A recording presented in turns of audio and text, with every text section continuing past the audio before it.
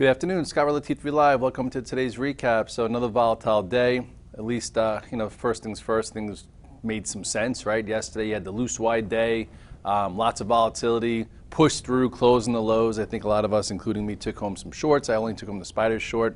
And then we had the down open. And then if you came in flat, not short, there were some go-to stocks that wound up giving you some cash flow if you wanted. You had Apple from down $1.20 to up a little bit. You had Twitter from down 80 cents to up a little bit. Google was strong, and then things kind of petered out, and then the market did what it typically does, tries to make everyone feel as stupid as possible. And the spiders actually went between the January and December low before rallying up. You could see it right here. You go to the chart. We've been talking kind of about this potential diamond/wedge pattern to see which way it would resolve. Okay, and you had this trend line here on top of this, and it seemed as if it was going to break below and close below, but you had a bit of a rally. Points of reference that we did have in the SPX. Okay, we had this low, which was what is that, 1992, and then this low, which was 1972, and we put a low in it of 1988. So if you had longs based versus that, you got stopped out. And if you were thinking we would close there, you had that rally. If you go to the spiders, just to show you what you could look at to help you switch a few gears here and there, this actually has a green bar. So I guess overall, you draw a support like this. It held. Not saying it's the bottom, not saying the coast is clear, but it held support, held this moving average again. Who knows? Maybe it wants to bounce back a little bit. It could still bounce up and still be in this range. You could still be in this potential, head and shoulders type pattern with this now being a more defined neckline, just a bit stretched from yesterday's high. So who knows?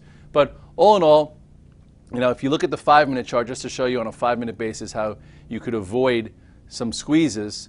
Okay. First of all, here was your gap down, gave you that first move where some things filled the gap, and then it kind of rolled over. If this was going to be any good, it would have held, the top half of this wide range bar. It didn't. So boom, boom, boom. Then all of a sudden you have a downtrend from that area, right? This was your downtrend from the morning high. And then you had your first igniting bar. This igniting bar, this kind of came out of nowhere, right? It went below, I told you, the January low, but above the December. So they decided just to rally things. This is when oil rallied. And then here was your first igniting bar. Then really, that was your calculated move, your second move. Or if you waited and said, okay, I'm going to buy the first pullback, here was your pullback. That's when I came back from actually my afternoon meetings, bought a little bit, and you wind up getting a second move to highs, which is kind of nice, instead of coming here and then just falling apart. So this kind of igniting move, gave you a little clues that maybe today's not the day. It's just going to close in the dead lows. And now you have it closed relatively well, on a 5-minute version. So the question is tomorrow, does it want to fill the gap?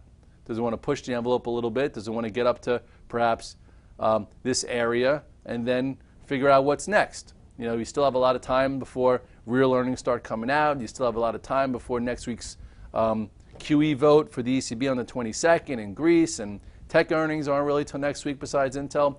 The banks were weak all day and then bounced a little bit. They're broken, but let's see how easy it is for them to have another down day after the annihilation that they've had. You look at the XLF. It too came off the lows. If you were watching the XLF, similar thing. You had your igniting bar, quick move up, by the first dip, and then it made new highs, closed okay. So who knows, maybe tomorrow these things try and fill the gap a little bit. All in all, though, you look at the daily chart, there's really not much to hang your hat on except for it didn't close in the dead lows, held at 200 days, so maybe it tries to bounce up a little bit.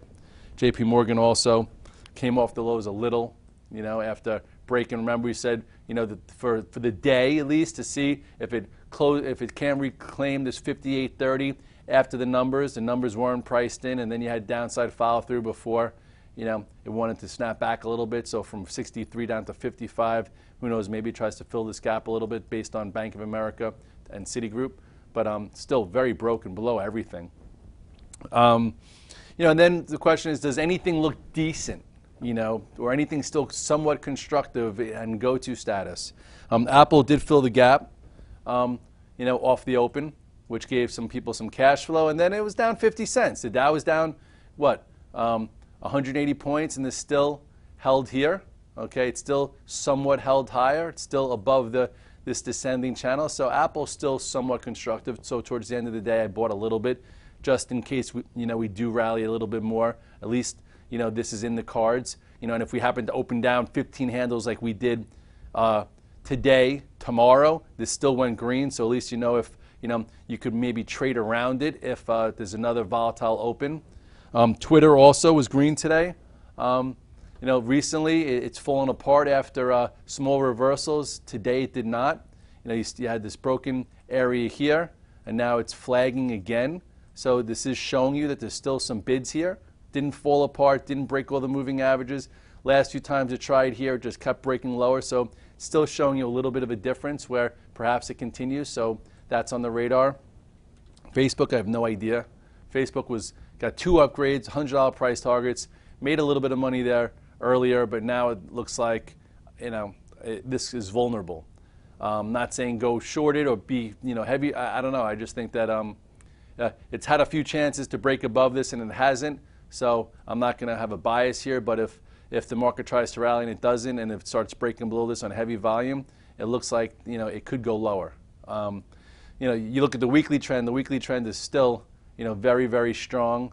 But I guess at some points it could change, and it's coming into it again somewhat soon. So we'll see what happens. I might wait till earnings, but overall, just keep it on alert. There could be a trade there. Today was noisy. There was a lot of people, and it was hard for it to break with 2 double upgrades, but it didn't go up either. So we'll see what happens in Facebook. It's definitely something to watch the next day or so. Google was up all day. I don't know if it's changing character, but yesterday it showed a little relative strength in the down market. Today was up. You have a small pivot here. Maybe it wants to retrace a little bit higher, or who knows, maybe it wants to change its character somewhat. So a little relative strength today. Not, I wouldn't write home about it. We got a nice little surprise towards the end of the day. BlackBerry, some news that Samsung might have given them an offer from 13 to 15. It had a quick flash up. I know, in the VTF I bought a little bit on the pullback, made like 50 cents, and PS, there was a lot more in there than that. You look at BlackBerry, I think 25% of the float is short. It's just technically cleared a big area, and with heavy volume. So looks like the way it closed, it could be real. So hopefully if you were shorted, you covered. If you were playing it intraday, the volume was there, and it cleared this little spot, and it was a nice little help lift the markets. It was a nice little treat. You go to the 5-minute chart. You can't really see much on the 5-minute chart. Let's see if you can go to the 3-minute chart or the 1 minute. Okay, on 1 minute you can kind of see a little bit better. 1 minute you had this huge gap up, or this huge igniting bar, held the top third. Okay, made a nice bull flag, right? If you look out in a definition, what's a bull flag? Igniting bar, commitment. I think this is when I started buying it. And then, I sold it into that. Then PS, another high-level flag before closing really strong. So all of a sudden, you can't really catch this unless you're a computer and unless you, have an algo based on word compilations, whatever that's called. But after this, it goes sideways, volume stays there. This is what a trader could take advantage of. And I think a lot of us made a quick 60 to 80 cents there, and then it continued, and now we'll see what kind of news happens tomorrow. I did not take it home long, but went out pretty damn strong. So if you were short, hopefully you covered, because again, $13 to $15, who knows if it's real, but definitely did trade somewhat like that. Oil yesterday, I went over the divergence in the USO when the spiders made a double bottom and oil didn't come in. It gave you a push. And then this morning, it made a higher low. The USO's made a higher low, and then the inventories number came up and it looked disastrous. It did not go down. Jim, got to give you some credit. He's like, make sure everyone in the VTF knows that lots of bottom trades happen on bad news, because if it doesn't go down on bad news, it shows that it's washed out and you can get a trade. Not necessarily saying it's a bottom, but a trade. And I think some people took advantage of it on the VTF. Doesn't look much, but that's money, right? So here was the low, 17.10. Today's low was 17.27 as the market went below yesterday's low, showed you relative strength. then people on the VTF was like, what would be a good level for shorts to get squeezed? I'm like, well, if it takes out the prior day's high, it probably gets to at least the 8-day easily, which is something that's contained it. So now we'll see if it contains it and something changes. That was 1773. It got as high as 1847. So that's a nice day-and-a-half trade, 3 or 4%. Not saying you had to catch a falling knife, but you saw some signals. Signal one was that yesterday it didn't make a new low with the markets, and then today held above a prior low and then didn't go down on bad news, and then you had a little bit of a bounce. The media is saying that it happened because it's option expiration. Maybe. What happens if it didn't happen because of that and that actually now starts to go, and everyone who thought it had to go in the low 40s or the 20s like Barron said, or what Goldman said, gets caught, and people were saying with the overall stock market, stock market's strong, we just need to see some stabilization in oil. Well, maybe today was it. We'll see what happens. We'll see. I didn't go home long oil, but some people did. We were talking about, I still can't get that double short. What, DWTI? DWTI. I think Sperling was looking at that. And there you go. You had a small outside type of day yesterday up here when it traded above a prior high, came below it, and then some people who didn't catch that said, I'm going to wait till it breaks below a prior low, get in there, and boom. And now we'll see what happens here. It's been following the 8-day, this entire move. This is short oil. See if it changes. Anyway, nice day-and-a-half trade. Traders can catch this without having to stick around. And if you caught this, congratulations. That's quite a move. I think Sperling was trying to catch that. I'm not sure if he did, but he laid out the strategy for the VTF and for some people that follow him. If you made money, there you go. That's what you do as a trader. You make money. You net money. That's what I was talking about yesterday. Every single day, try and net money. If you had a great day 2 days ago and then you're down half of it the day after, don't give it all back. Net money. This morning I came in short, made some good money overnight, started getting a little chopped up. I'm like, you know what? I'm not sure. I don't know if we close on our dead lows or if we hold support, so I traded a little less. And then towards the end of the day, we caught a few trades. It was nice, and I said, okay, I had good money yesterday, good money on the open. Not gonna, get caught because I tried a few times and it just wasn't working. So you got to know, you have to have money management skills that help you. You can't be all or nothing. You can't be up, down, and get nowhere, because then mentally you're going to be, your back's going to be against the wall. What else? I don't even know. There was not much else going on. You had Baidu broke below that area, but came back above. Still just trending down.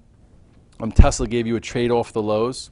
Didn't really get to 180. I talked about 177 to 180. Went to 185.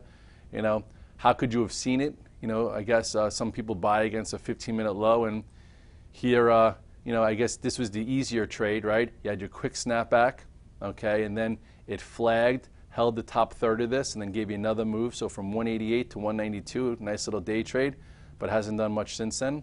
I don't know what it did in the afternoon. What did it do?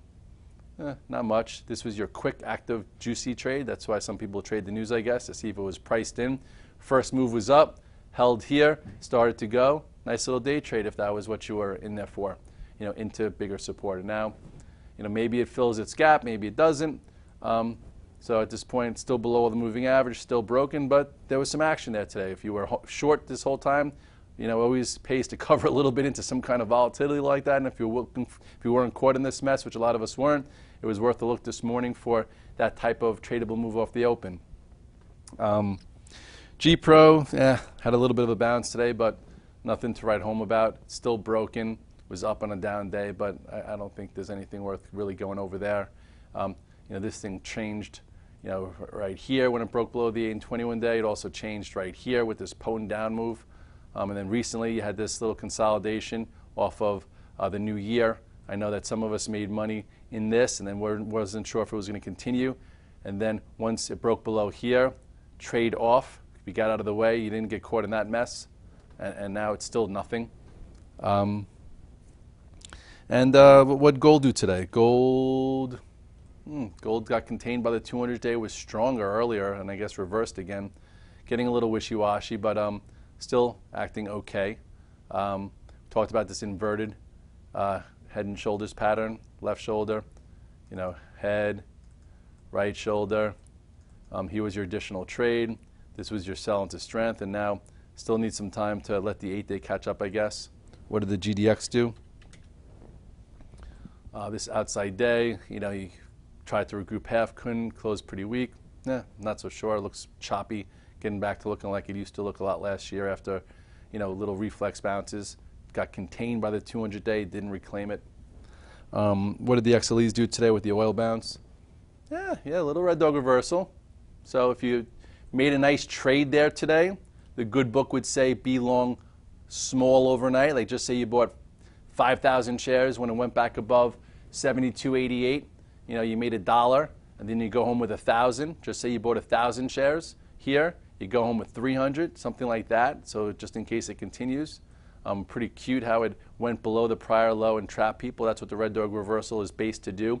Figure out when they're trying to trap you, when they try and stop you out, when they try and get new shorts in there and then reverse. That's why it's a great action area, because longs need to get back in and shorts need to cover, and then you see what happens next. This is when it broke the 8 and 21 days. So if you got out here, this was an opportunity. Let's see what the OAHs did today. Yeah, similar one. Just a trade, just a start. Who knows? We'll see if it materializes and you get any more. But little red dog reversal there. Could still see this, which would be a trade. You've had a few of these in the past, where you can make a cute trade back up to the 8 and 21 day, which this was extended below. So we'll see. What else? I wish I was online. You guys could, send me some symbols. I'm trying to figure out what else were people trading today. People traded, Celgene. What'd that do? Went from negative to positive early. Still looking strong. Still above the 8 day. What'd the IBBs do? Did it fall apart? Not really. You had a small outside day. Here wasn't ready. Market wasn't ready for momentum, but still held in here. So it's still acting okay. Better than other sectors. A lot of other sectors, like this is above the 8 and 21 day. Look at the difference in the XLF at the 200 day. So very different. And look what would happen if you would have gotten out of the XLF when it broke the 8 day or broke the 21 day. You didn't have to stay in it for this mess all the way down to the 200 day. And that's why part of my system is, you want to be in swing active longs if you like something, if you like a sector when it's above the 8 and 21 day. When it breaks and closes below the 8, you get a little bit more flexible. Below the 21 day, you're usually out. So this way, you could test levels at the 100 day or 150 day or 200 day versus puking out at those levels because you held the entire way down from upper scenarios. And with all that said, don't know if today is the low. There were some decent trades. It wasn't easy. Okay, this volatility hasn't been really easy, but I guess it's better than the slow grind with where I think, remember last year there was a stat that we didn't have an over 1% day for like 100 days. Well, now we're having a lot of those, and you got to take advantage of the volatility. You need to know your levels. You need to be prepared. You need to have some confidence. You need to have your rules. And if you do so, there's money to be made. It's just very fast, and you have to trade it, with a little bit of an edge with what you feel comfortable with. And if you do that, you're making some money, you're making some progress, and at some point we will get an easier trend to follow versus figuring out what's next. Have a great night. See you at the morning call.